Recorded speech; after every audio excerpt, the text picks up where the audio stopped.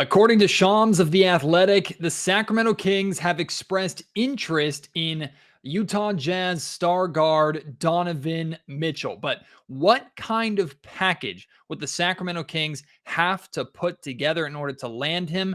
And does it even really make sense for Monte McNair in this current Kings timeline? I'll explain on today's episode of the Locked On Kings podcast. You are Locked On Kings, your daily Sacramento Kings podcast. Part of the Locked On Podcast Network, your team every day. And now, ladies and gentlemen, it is that time. Time for another episode of Locked On Kings.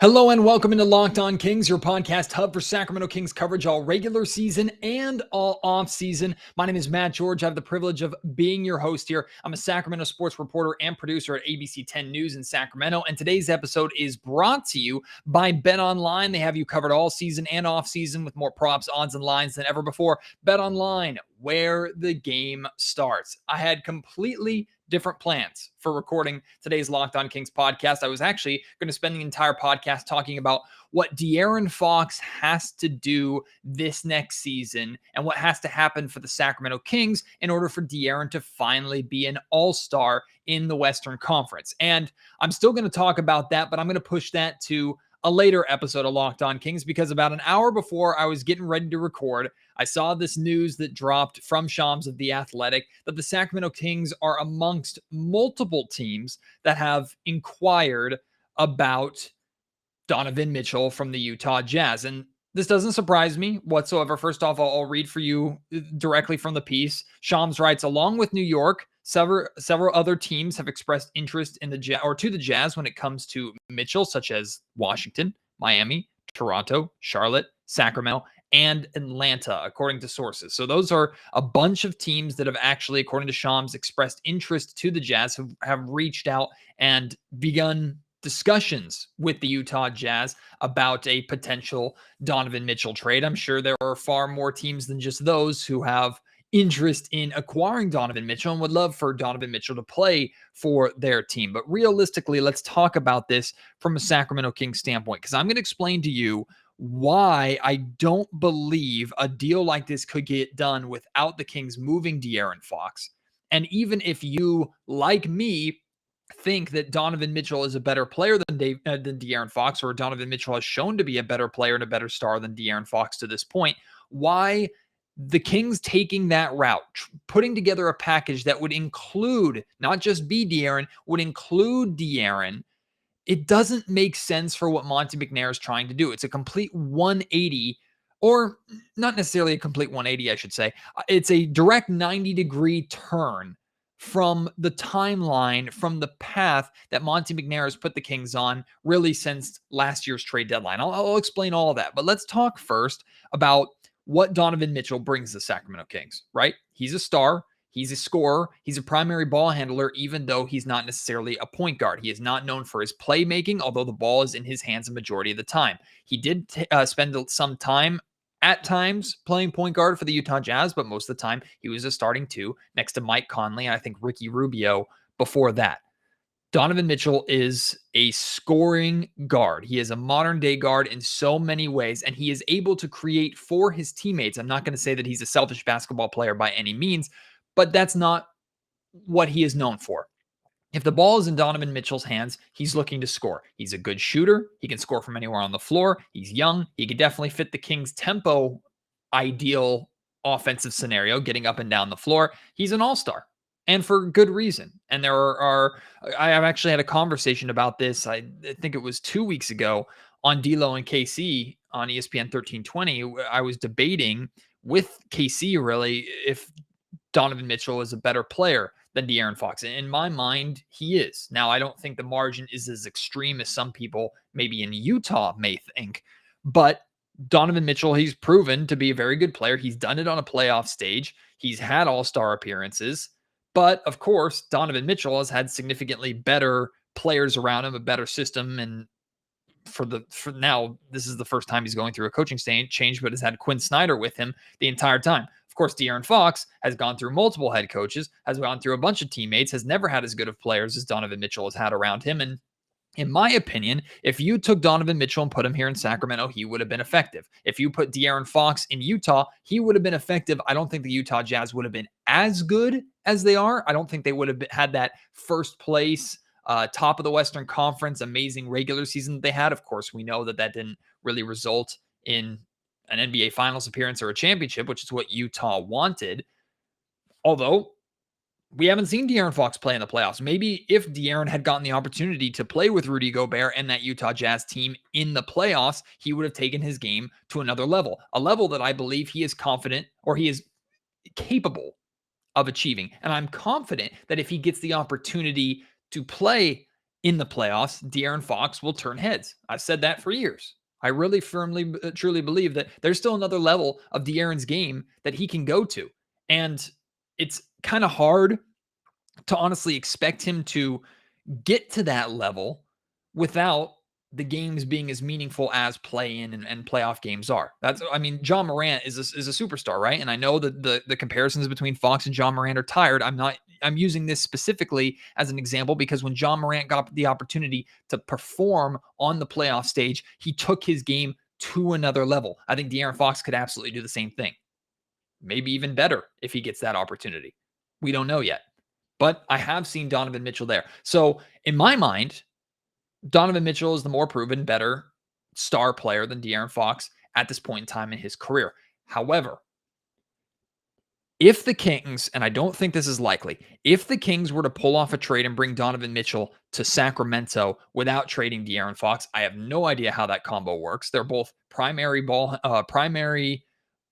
scoring guards who need the ball in their hand. I think De'Aaron would have to take more of a support role to Donovan Mitchell, not the other way around, which is significant. Donovan Mitchell, I don't think, can support De'Aaron Fox the same way De'Aaron can support Donovan. But if De'Aaron is playing a supporting role to Donovan, I don't know if you're maximizing De'Aaron Fox or setting yourself up to fully make use of De'Aaron's skill set. Now, as great as it would be on paper to see a Kings starting five that featured Fox, Mitchell, and Sabonis, I don't think that's possible. That team is probably a playoff team. They're winning a lot of games, in my opinion, right? I just don't think they're optimized. I don't know if that team's winning a championship, which ultimately is what it's about. I know we want to walk before we can run, right? We want the Sacramento Kings to make the playoffs. But at that point, if you're combining those players together, you have aspirations of surrounding them with the talent that gets you to the playoffs. Or gets you to a championship, right? You're talking about a big three at that point. I'm not saying it wouldn't work. I'm saying I don't know how it does work. Plus, if we're being honest, if we're being realistic, I don't know how that deal gets done with De'Aaron Fox still here. And maybe the Utah Jazz try to go after Domantas Sabonis in the deal instead of De'Aaron Fox, and I still don't think that's a move that the Sacramento Kings necessarily consider or like, because then you're back to the same problem of having two really, really good scoring guards and no front court help to optimize them, right? I think Domantas Sabonis would be super important to the success of both De'Aaron Fox and Donovan Mitchell here in Sacramento. So, who would the Kings, in this unrealistic scenario of keeping Fox and Sabonis while acquiring Donovan Mitchell, how the hell do they get that done? Well, the deal starts with Keegan Murray and probably Davion Mitchell, and you're talking about multiple draft picks and assets on top of that. That's an all-in move for Monte McNair if he wants to go for it. Again, I don't know if that is the right all-in for McNair to take. I don't think it is.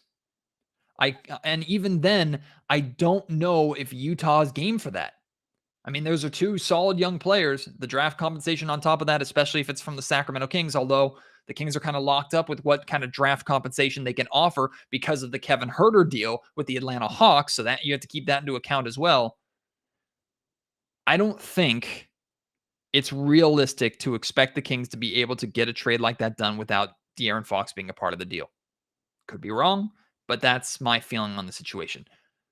So, you might be asking, well, Matt, if you feel that Donovan Mitchell is a better player than De'Aaron Fox, why are you hesitant to trade De'Aaron Fox in the deal? I'm hesitant for two reasons. Number one is I firmly believe, I really truly believe that De'Aaron Fox and Domantas Sabonis would work better together and will work better together than Donovan Mitchell and Domantas Sabonis. I think Sabonis is a better fit with Fox, and the two play better off of each other than Donovan Mitchell would with Sabonis. And if you were to trade Fox in this deal, you have an issue at the point guard spot. And I don't think, even if you're trading Fox in the deal, I don't think you're getting away with just sending Fox and draft picks. I think it's probably Fox. They're still asking for Keegan Murray. At that point, I say no. They're still asking for Davion Mitchell. And I'm not game to do that either, because I would want Davion Mitchell to become the starting point guard if Donovan Mitchell was still here. You'd have the Mitchell backcourt, right? The defender that can score, can facilitate, and then Donovan, who's the star scorer. And again, I still don't know if that's as optimal as I think Fox and Sabonis and Keegan and Harrison and Mitchell off the bench with this Monk and Herter would be. And all those names, everything that I just said, all falls into my ultimate point here, which is I know Monty McNair wants to keep his options open. He wants to keep cap flexibility. He wants to be able to be in the running, in the sweepstakes when players like Donovan Mitchell come available. A year and a half ago, 2 years ago, hell, maybe a year ago, if I had told you, hey, I think Donovan Mitchell is going to be available for the Kings to potentially trade for him, I think I would have been laughed at. Because why the hell would the Utah Jazz want to trade Donovan Mitchell? Look what they have going in Utah. The Jazz would never be in that situation. Now, circumstances change, and circumstances are going to continue to change. There are going to be players at this upcoming trade deadline. There are going to be players next offseason that are suddenly available that we thought no chance in hell they'd be available, right? Monty McNair wants to keep his options open to be able to potentially make a run at one of those guys. And he said that multiple times in his press conferences. But the move also has to make sense. And the move, in my opinion, can't erase all of the work that you've been putting in or the blueprint that you've been laying out. Look at Monty McNair's blueprint. Look at what he's done over the last 6 months. The trade of Tyrese Halliburton, Buddy Hield, all that move for Domantas Sabonis, a player that fits with Fox. It's a move that you're going all in on De'Aaron. You're getting De'Aaron the front court help that he's never had, that you believe he needs in Sabonis. And on top of that, this entire offseason, all you have done is bring in coaches and players who optimize that pairing, who fit with that pairing. Those two aren't good shooters. You need more shooting. That's what the Sacramento Kings have gone out and gotten. You needed a versatile wing to fit next to Domantas Sabonis. You drafted that in Keegan Murray. You brought in De'Aaron Fox's, one of his best friends and his former teammate at Kentucky, Malik Monk, to play with De'Aaron Fox. If you trade Fox away now for Donovan Mitchell, even if you feel you got better short term, it erases everything that you're doing. Honestly, I'm not going to say that De'Aaron Fox is untradeable to Monty McNair for that scenario. But if I were to be in a room with Monty McNair, one of the first things I would ask him, more than likely off the record, one of the first things I would ask him is, one, how committed are you to De'Aaron Fox? And two, are you willing to take away everything that you've done over the span with 1 month until training camp begins? Are you willing to blow all that up or to make a move like this? My feeling is Monty McNair wouldn't be interested in this. I think he's interested in Donovan Mitchell. I think he's interested in acquiring Donovan Mitchell and maybe trying to figure it out with Fox and Sabonis and putting that big three together in Sacramento, because talent ultimately wins out.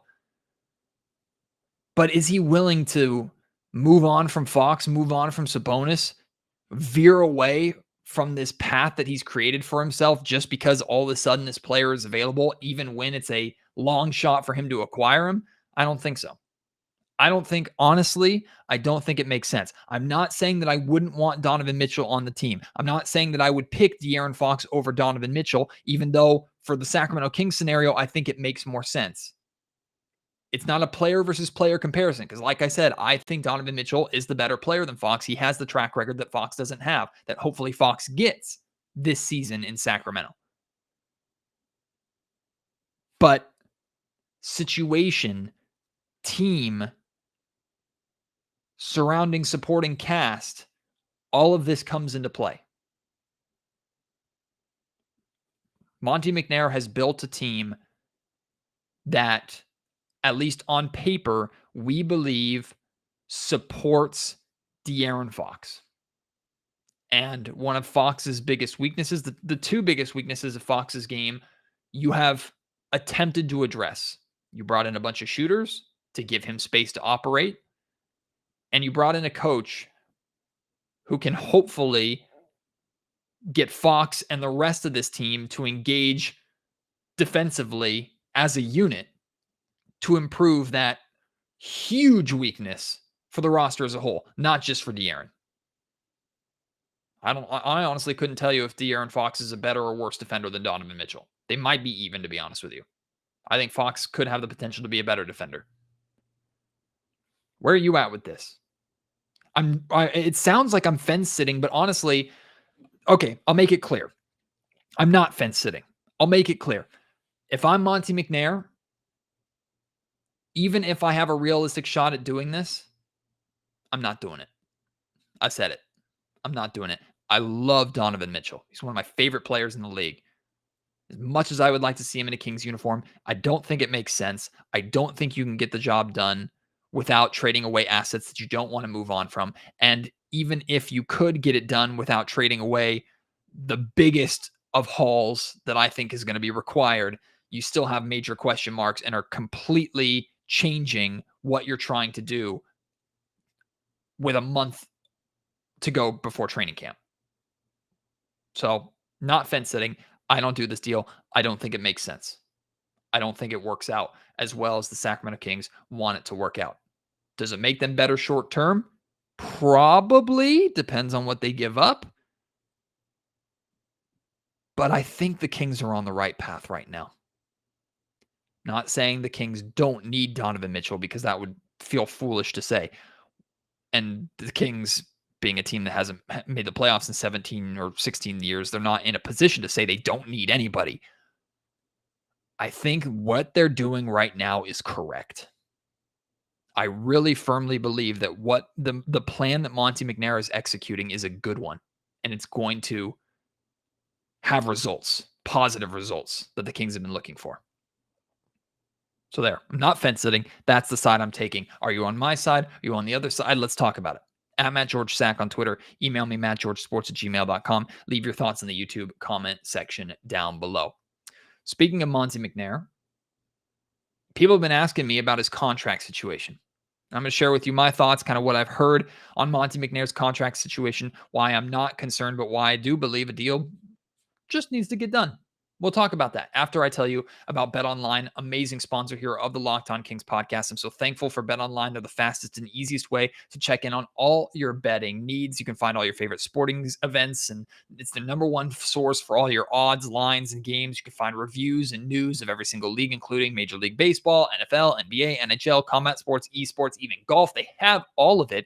BetOnline continues to be the top online resource for all your sports wagering information, from live in-game betting, scores, and podcasts. They have you covered. And hey, right now you can actually bet on where you think Donovan Mitchell is going to end up. I'm telling you, the odds for the Sacramento Kings, they're not great. Or, well, they're really low. But if it happens and you bet right now, you're probably making a good amount of money. Head to BetOnline today or use your mobile device to learn more about the action happening right now at BetOnline, where the game starts. Do I think Monte McNair deserves a new contract? Absolutely. Do I think it's in the best interest of the Sacramento Kings to put Monte McNair at the bare minimum on a similar length of contract to Domantas Sabonis? A 2 to 3 year deal, basically making it known that his job relies heavily on what happens over the next couple of seasons and if Sabonis walks or not. Yeah, I think that makes sense for the Sacramento Kings. I think they should do that. Am I concerned that it hasn't happened to this point? I know I've talked about this before, and I'm just reiterating because people keep asking me about it. I'm not concerned, because every indication that I have gotten from conversations that I've had Monty's not in trouble. There's not an intense pressure on Monty. There's a pressure on the entire organization, right, to end the playoff streak. There's a pressure certainly on De'Aaron Fox. There's a pressure of the 2 years of Sabonis's contract. I'm not saying it's a pressure-free environment, and Monty's not feeling anything because he needs to feel pressure. Fans deserve to put pressure on the Kings organization, right? They've been losing for so damn long. Like, win, damn it. That's pressure. But I know ownership is not breathing down McNair's neck.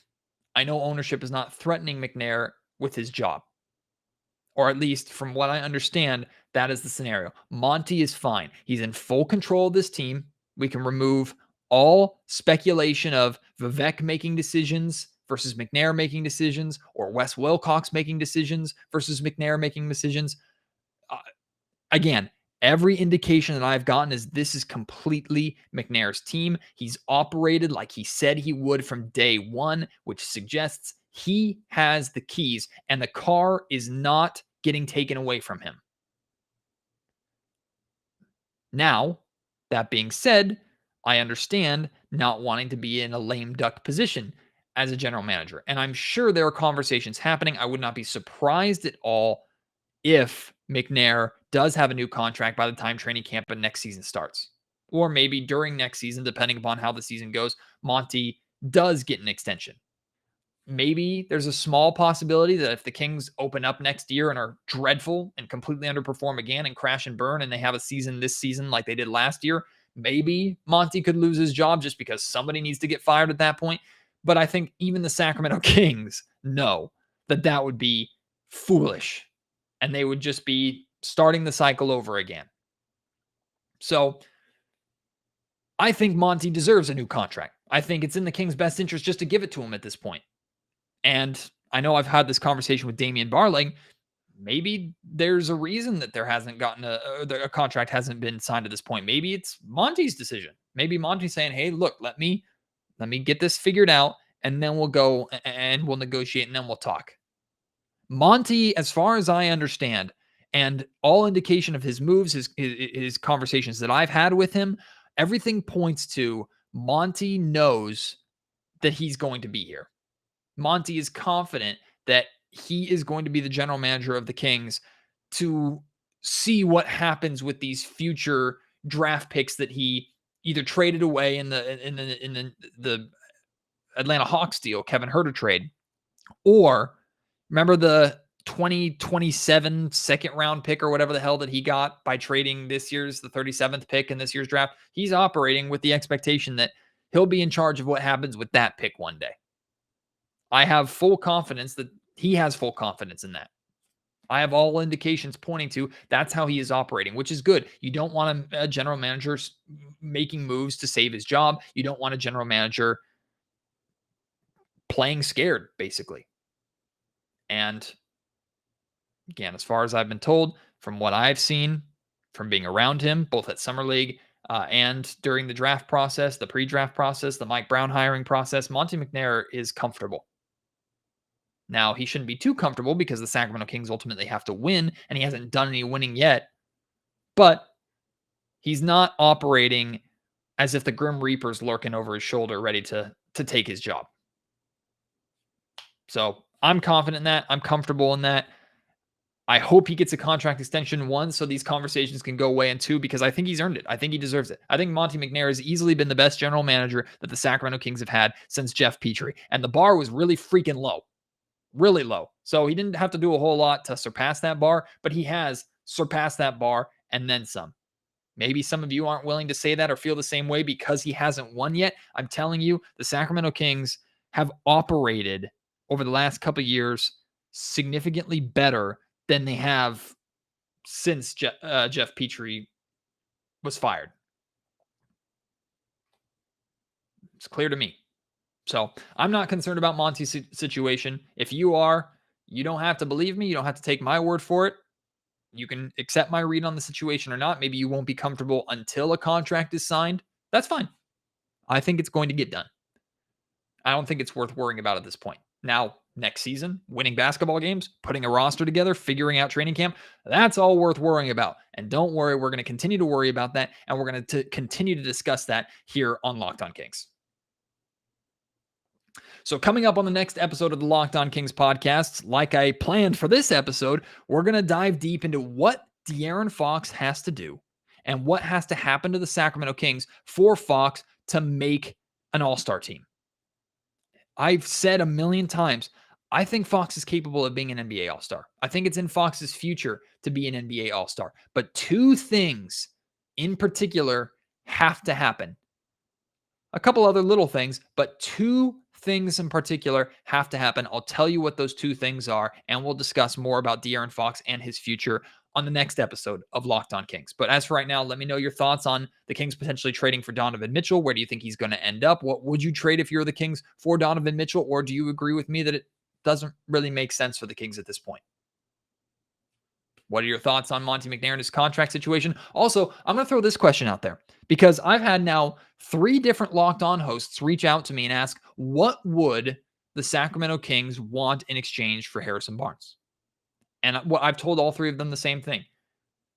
A player at his position, a wing who's younger and on a better contract, but is not that bad, right? Who is not a significant drop-off. The Kings are not trading away Harrison Barnes for picks and for a scrub player or for a bench player. They're not doing it. They're trying to win basketball games right now. They're not going to make themselves worse short-term for draft picks and draft compensation, even if there is the possibility of losing Harrison Barnes at the end of the year.